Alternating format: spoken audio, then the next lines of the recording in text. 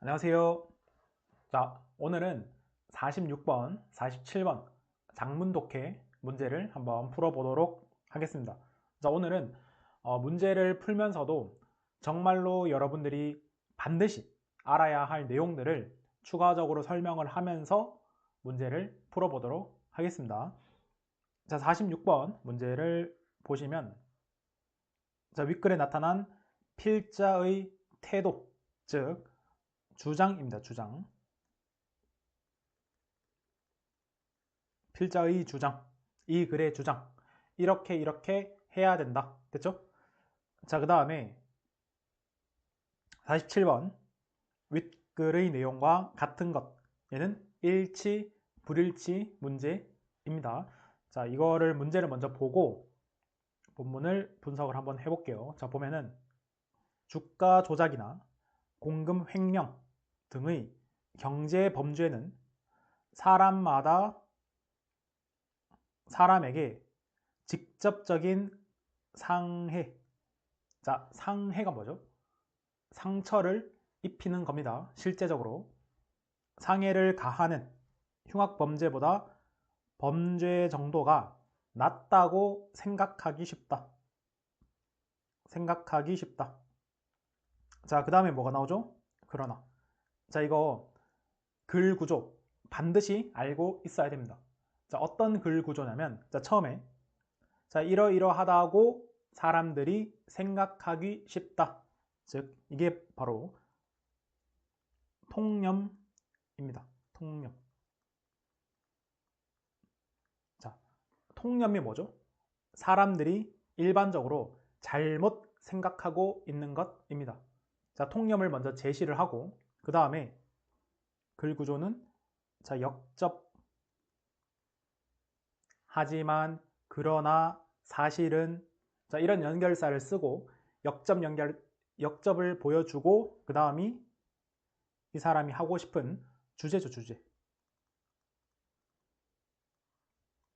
주제를 제시합니다.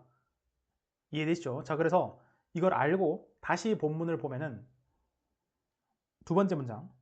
흉악범죄보다 범죄 정도가 낮다고 생각하기 쉽다. 그러면 우리가 앞으로 어떤 내용이 나올까요? 앞으로? 주가 조작이나 이런 공금 횡령 등의 경제 범죄는 그만큼 생각만큼 약하지 않다.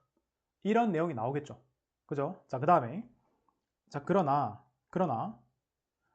경제 범죄의 수법이 날이 갈수록 다양해지고 지능화되어서 역시 그죠? 사회에 미치는 충격과 피해가 막심하다. 피해가 약하다고 생각하지만 막심하다. 그 다음에 최근 증권사 직원의 주가 조작으로 고객들이 1,000억 넘게 엄청난 금액이죠. 1,000억 넘게 손해를 본 사건만 해도 그렇다. 자, 앞으로 제가 이제 여러 독해 학습을 시켜드리겠지만 지금 이 문장을 보고 우리가 느껴야 하는 것은 자, 이건 뭐죠? 바로 예시입니다. 예시. 자, 이런 것들을 판별할 수 있는 눈을 기르게 해 드릴 거예요. 자, 그 다음에 자, 이런 것도 보여야 됩니다. 이러한 경제 범죄는 자, 이러한이 뭐죠? 앞에 있는 내용을 받아주는 거예요. 됐죠? 이러한 경제 범죄는 개인 손해를 넘어 국가 경제와도 직결될 수 있다. 지금 피해가 막심하다라는 말을 계속 말바꿈을 통해서 똑같은 내용을 설명하고 있죠. 여러분들이 이것을 느끼셔야 합니다. 이게 글쓰기랑 완전 연결이 되는 거예요. 됐죠? 자, 그 다음에 따라서 봅시다. 자, 따라서 다시 한번 정리를 한번 해드리면 따라서는 두 가지 기능이 있습니다. 첫 번째는 요약이에요. 글 전체를 쭉 설명을 하고 나서 요약해 주는 거죠. 따라서 이러이러하다. 첫 번째 요약. 그 다음에 두 번째는 원인과 결과.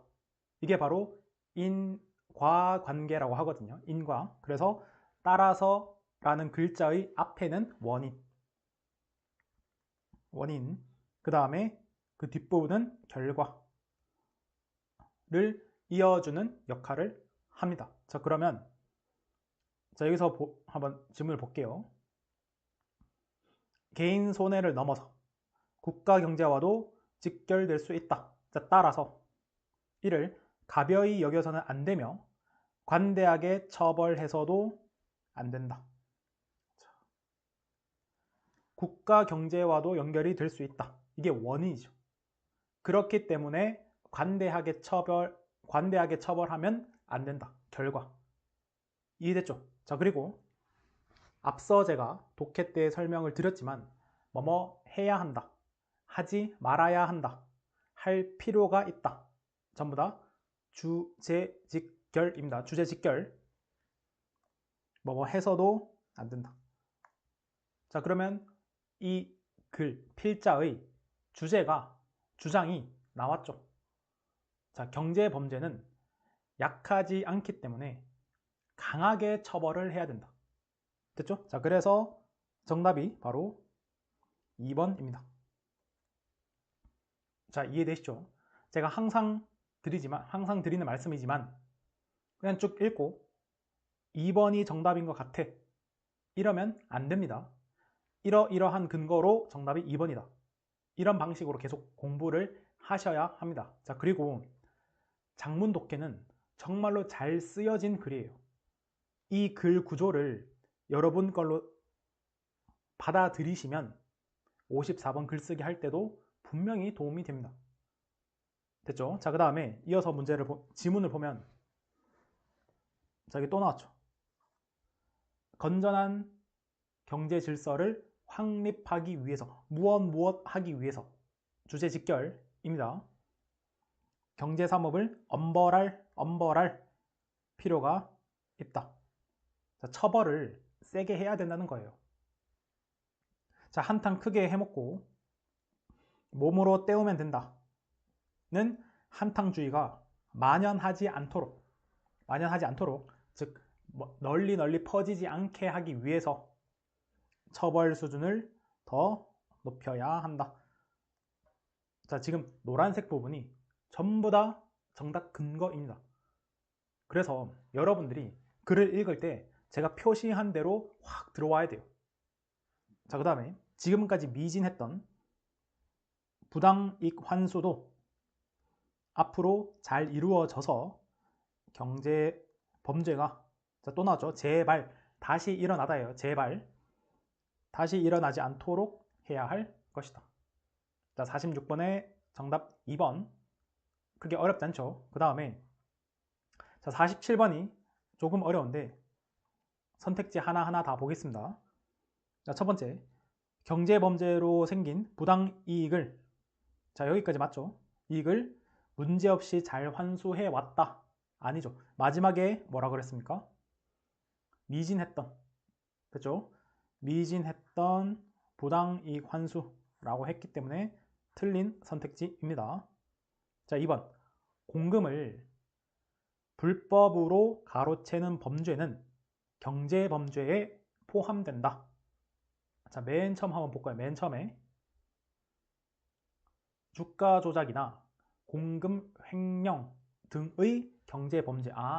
경제범죄 안에 주가 조작, 공금 횡령이라는 게 들어가 있구나를 우리가 추론할 수 있는 거예요. 자, 내용이 문제가 살짝 어렵습니다. 정답은 2번입니다. 2번. 자, 3번. 개인이 저지른 주가 조작 범죄는 맞죠? 개인이 저지를 수 있죠. 국가 경제와 큰 상관이 있죠. 국가 경제와 큰 상관이 있기 때문에 엄벌에 처해야 한다. 기억나시죠? 자, 그 다음에 마지막. 경제범죄 수법이 교묘해졌다까지는 맞는데, 자, 졌지만 사회에 미치는 영향은, 충격은 크다는 거죠. 자, 크기 때문에 엄벌에 처해야 한다. 이해되죠? 자, 이렇게 해서 장문 독해를 풀어봤는데 제가 이 지문을 그냥 읽으면서 이해를 시켜드린 게 아니라 이런 내용이 나오면 앞으로 이런 내용이 나올 것이다.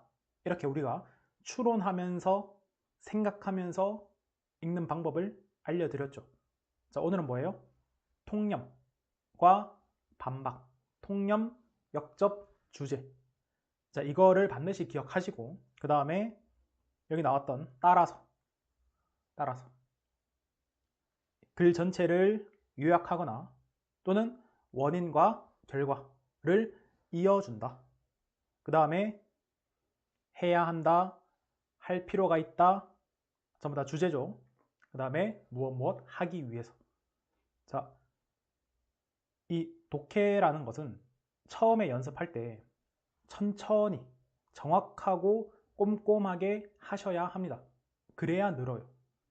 그리고 제가 아까 말씀드린 여러 가지 툴들이죠. 이 툴들을 활용하면서 읽으려고 노력을 하셔야 됩니다. 처음에 잘 안 되죠, 당연히. 근데 하다 보면 이것 때문에 이게 정답이구나. 이러한 문구가 나오면 앞으로 어떤 내용이 전개되겠네. 충분히 할 수 있습니다.